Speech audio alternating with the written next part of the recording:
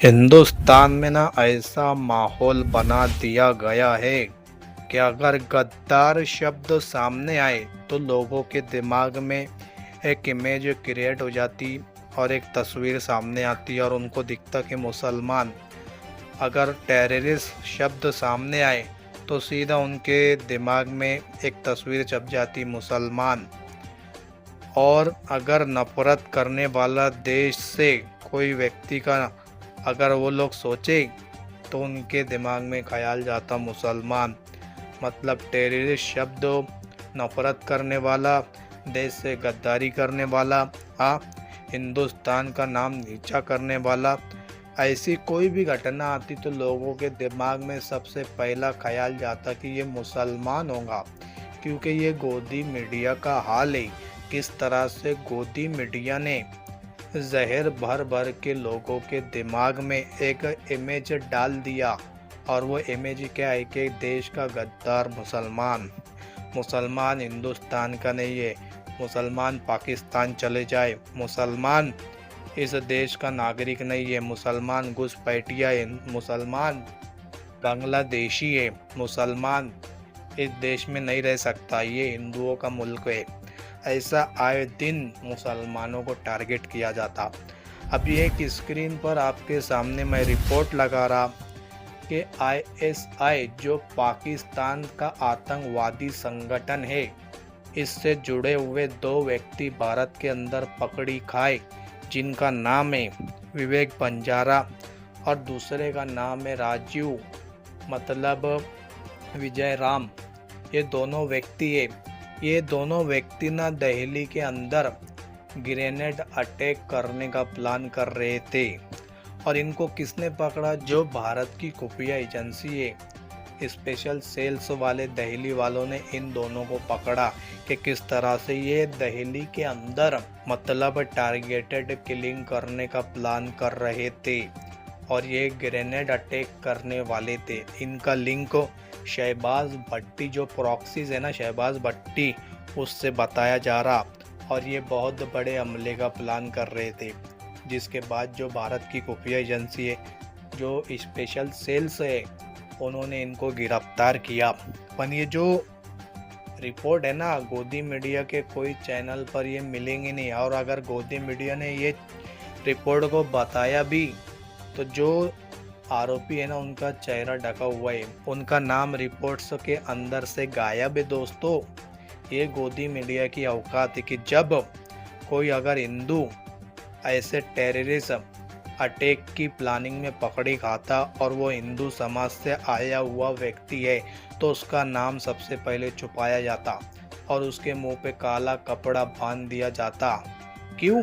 क्योंकि ये हिंदू है। अगर कोई मुसलमान ऐसा करते पकड़ी खाया तो पूरे गोदी मीडिया, पूरा हिंदुस्तान का मीडिया पीछे से जोर लगा के चिल्लाता और इस तरह से मुसलमानों के खिलाफ जहर उगलता पूरे हिंदुस्तान में कि जगह जगह मुसलमानों की दाढ़ी टोपी देखकर उनको टारगेट किया जाता कि ये आतंकवादी, नाम पूछकर मारा, ये आतंकवादी। वो कश्मीर का जो पहलगाम अटैक हुआ था, उसमें जो कश्मीरी मुसलमान थे, कश्मीरी लोग अपनी जान पर खेलकर जो पहलगाम में जो हिंदू भाई फंसे हुए थे उनकी जान बचाई। और एक मुस्लिम व्यक्ति भी मारा गया था वहाँ पर, क्योंकि एक हिंदू व्यक्ति के ऊपर आतंकवादी ने गन तानी थी। उसने बोला कि नहीं, हम सब हिंदुस्तानी है। तो उसको ये बोलने पर सामने वाला जो आतंकवादी था ना, जो नाम पूछ के मार रहा था, तो उसने मुसलमान व्यक्ति पर भी गोली चलाई थी। और कितने कश्मीरी जो मुसलमान थे, उन्होंने अपने कंधे पर जो लोग टूरिस्ट लोग घूमने गए थे उनकी जान बचाई थी। दोस्तों, फिर भी मुसलमानों को टारगेट किया जा रहा था। ये ऐसा गोदी मीडिया का जो जहरीलापन है ना, पूरे हिंदुस्तान में नज़र आता, किस तरह से गोदी मीडिया जहर फैलाने का काम करता। अभी कुछ दिन पहले जो गुजरात एटीएस है ना, उसने पाकिस्तानी जासूस को गिरफ्तार किया था। अब वो पाकिस्तानी जासूस कौन था?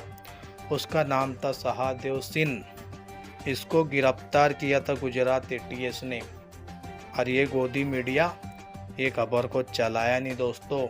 सिर्फ उनको मुसलमान होना कि मुसलमान कोई भी मुद्दे में आ जाए तो हम पूरे मुसलमानों को टारगेट कर देंगे और इस्लाम को फ्रंट लाइन पर लेके इस्लाम के ऊपर टिप्पणी करेंगे। ये गोदी मीडिया की औकात है दोस्तों। उसके बाद में पाकिस्तान की जो ISI उसकी जासूसी कर रहा था रविंद्र कुमार, उसको ना यूपी जो ATS है ना उसने पकड़ लिया कि जो रविंद्र कुमार है वो यूपी के अंदर से जासूसी कर रहा था, जिसके बाद यूपी की जो ATS है ना खुफिया एजेंसी उसने उसको पकड़ लिया कि ये क्या कर रहा। और उसके बाद में और एक गद्दार का मैं नाम बताता दोस्तों आपको, जो पाकिस्तान की जासूसी कर रहा था। पाकिस्तान की जासूसी करने वाला मोदी सुनील कुमार गिरफ्तार। ये भी पाकिस्तान की जासूसी कर रहा था। अभी मैंने 3 गद्दार के बारे में बता दिया, तीनों में से एक भी मुसलमान नहीं है और ये कभी मीडिया में छपा नहीं, और अगर छपा तो इनका नाम छुपाया गया, इनको फ्रंट लाइन पर लाया नहीं गया। किस तरह से दोस्तों। और दूसरा और एक है जो गद्दार है, कानपुर से पाकिस्तानी जासूस कुमार विकास को गिरफ्तार किया। मतलब ये कानपुर का रहने वाला है, ये भारत की सेंसिटिव जानकारी पाकिस्तान को बेचता था और कुछ पैसों के लिए और चंद जैसा बोलेंगे कौड़ी के लिए ये अपनी भारत माँ का सौदा कर रहा था दोस्तों। जिसके बाद कानपुर जो पुलिस है ना इसको गिरफ्तार करी और इसको पकड़ी, इसके ऊपर कार्रवाई करी दोस्तों। किस तरह से 4 जो गद्दार निकले उनमें से एक भी मुसलमान नहीं है, पर हर जगह टारगेट मुसलमानों को किया जाता। अभी जो 5वां जासूस है पाकिस्तान के लिए जासूसी करने वाला राम सिंह गोरखपुर से गिरफ्तार। मतलब योगी राज से कौन राम क्या नाम है उसका, राम सिंह गोरखपुर से इसको गिरफ्तार किया गया दोस्तों। ये भी अपनी भारत माँ की सेंसिटिव जानकारी पाकिस्तान को शेयर कर रहा था, जिसके बाद गोरखपुर की जो पुलिस है उसको गिरफ्तार की। और एक गद्दार जो गुजरात ATS ने पाकिस्तान के लिए जासूसी कर रहे हरदीश गोयल को पकड़ा। ये हरदीश गोयल भी ना दोस्तों पाकिस्तान के लिए गुजरात से, ये गुजरात ATS ने इसको गिरफ्तार किया। किस तरह से पाकिस्तान को सेंसिटिव जानकारी और हमारे भारत की धरती की खुफिया जानकारी दे रहा था। उसके बाद में पाकिस्तानी एजेंट परवीन मिश्रा को क्राइम ब्रांच ने किया गिरफ्तार। ये भी परवीन मिश्रा और एक गद्दार निकला दोस्तों, इसको भी क्राइम ब्रांच ने देखा कि ये खुफिया जानकारी लगातार पाकिस्तान को शेयर कर रहा था। जिसके बाद जो प्रदीप मिश्रा है उसको क्राइम ब्रांच ने गिरफ्तार कर लिया दोस्तों। उसके बाद में हरियाणा का भी एक व्यक्ति है जिसने भारत माँ से गद्दारी की, जिसका नाम है हरियाणा के कौतल से पकड़ा गया पाकिस्तानी जासूस देवेंद्र सिंह। मतलब ये देवेंद्र सिंह ये हरियाणा से सेंसिटिव जानकारी पाकिस्तान को शेयर कर रहा था और भारत की कुछ ऐसी एक्टिविटी जो पाकिस्तान से शेयर कर रहा था। भारत से गद्दारी करने के आरोप में इसको भी गिरफ्तार किया गया। पाकिस्तानी जासूस सूरज गोई को भी गिरफ्तार किया गया। ऐसे बहुत सारे गद्दार है दोस्तों जिन्होंने भारत की धरती से गद्दारी की और अपने मुल्क की सेंसिटिव जानकारी लगातार पाकिस्तान को शेयर कर रहे थे। और एक व्यक्ति है जिसका नाम है बापचंद, ये पाकिस्तान में रहता था और इसका कहना था कि मैं हिंदुस्तानी हूँ। तो जिसके बाद भारत सरकार ने उसको वहाँ से निकाल कर हिंदुस्तान लाया और ये हिंदुस्तान में रहने लगा। दिल्ली की जो सेंसिटिव जानकारी है, हाँ, जो पार्लियामेंट की जानकारी, जो मेन स्पॉट है दिल्ली के, वहाँ की ये खुफिया जानकारी निकाल कर जो पाकिस्तानी जासूस है उनको शेयर करता था। जिसके बाद इसको भी गिरफ्तार किया गया। इसका नाम था बापचंद, ये हिंदू था जो पाकिस्तान में रहता था और ये ISI के लिए जासूसी कर रहा था। जिसके बाद उसको गिरफ्तार किया गया दोस्तों। अब जो आखिरी गद्दार है ना दोस्तों, यूट्यूबर ज्योति मल्होत्रा। ज्योति मल्होत्रा को कौन नहीं जानता, ये बहुत बड़ी ब्लॉगर है दोस्तों। इन्होंने ऑपरेशन सिंदूर के टाइम पर सेंसिटिव जानकारी, हिंदुस्तान की सेंसिटिव जानकारी पाकिस्तान से शेयर की, जिसके बाद में उनको जासूसी के आरोप में गिरफ्तार किया गया। ये जो गद्दारों की लिस्ट है ना बहुत लंबी है। और एक था नेवी स्टाफ जो टेक्नीशियन था, जो क्लर्क था नेवी के अंदर, वो भी सेंसिटिव जानकारी पाकिस्तान के ISI को देता था दोस्तों। इसको भी पकड़ा गया। इसका नाम था विशाल यादव, ये व्यक्ति एक भी जो गद्दार है ना दोस्तों, एक भी मुसलमान नहीं। अभी कुछ दिन पहले जो डिफेंस साइंटिस्ट था जिसका नाम था प्रदीप कुलकर, वो भी गंदी गंदी चैट करता था। पाकिस्तानी जासूसी लड़की थी ना जो उससे चैट करता था, वीडियो कॉल करता था, व्हाट्सअप चैट करता था, और उस व्हाट्सअप चैट के बदले, वीडियो कॉलिंग के बदले, सेक्सी बात के बदले भारत की सेंसिटिव जानकारी देता था। ये कौन है? डिफेंस साइंटिस्ट है, DRDO का दोस्तों। और ये भारत की खुफिया जानकारी उस लड़की को शेयर करता था दोस्तों। जितने भी गद्दार बताया मैंने आपको, सब हिंदू निकले। पन आरोप क्या लगाया जाता कि मुसलमान गद्दार है। समझ रहे दोस्तों, गद्दार मुसलमान भी निकल सकता, पन मुसलमान अगर गद्दार निकले तो उसके धर्म को नहीं टारगेट करना। अगर हिंदू गद्दार निकले ना तो उसके पूरे धर्म को टारगेट नहीं कर सकते। ये संविधान के खिलाफ है। पन गोदी मीडिया संविधान की धज्जियां उड़ाते हुए सिर्फ मुसलमानों को निशाना बनाती है। और एक पार्टी के लोग हैं जो हमेशा मुसलमानों को बोलते कि ये पाकिस्तान चले जाओ, ये घुसपैठिया है। हाँ, यहाँ पर इनकी मस्जिद की जगह हमारा मंदिर था, ये था फला ढिमका।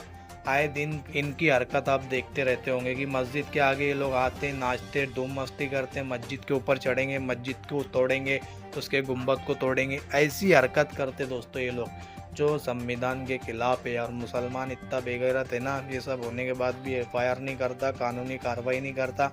और जिसको अगर कानूनी कार्रवाई की मालूमात है वो मुसलमान आगे ही नहीं आता।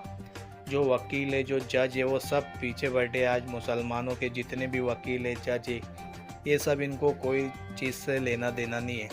और मुसलमान भी इतना होशियार नहीं है कि जाकर एक टीम बनाकर उस जज से, उस वकील से जाकर मालूमात ले कि हमारी मस्जिद के ऊपर हमला हुआ, ये हुआ, तो हमको क्या करना चाहिए। वो बताएंगे आपको। आप उसकी जो भी फीस है उसको दो, चंदा करके, कुछ भी करके उसको दो। पन जो भी अपने ऊपर अत्याचार हो रहा ना, उसको इंसाफ मांगने के लिए कोर्ट तक जाओ ज़रूर।